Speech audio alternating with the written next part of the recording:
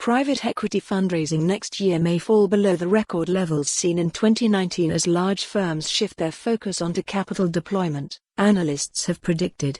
Firms will also try to hold on to some of their top-performing assets for longer in 2020, according to a note from private equity data firm Pitchbook.Read. More, private equity tycoon Guy Hans looks to buy struggling Kier LivingPrivate Equity. Fundraising in Europe has already set an annual record in 2019, with $342.9 billion raised by mid-November as large firms including Blackstone, Leonard Green and KKR raised record sums.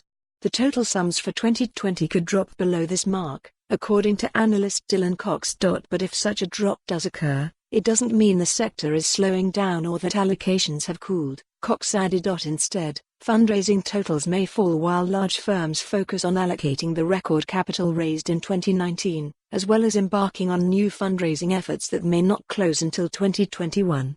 While 2020 private equity fundraising is sure to be strong when compared to almost any other year, there are currently few funds in the market targeting more than $10 billion, said Cox.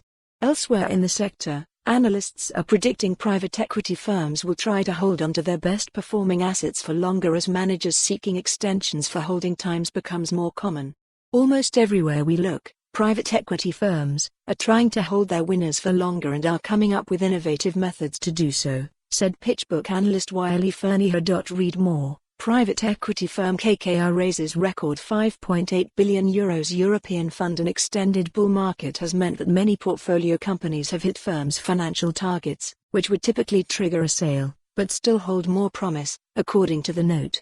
We believe 2020 will be the most innovative year yet, with more firms than ever seeking to hold part of their top assets longer and pursuing new funds dedicated to holding extended stakes in companies, said Fernyhough. For more on this story, visit the news article link.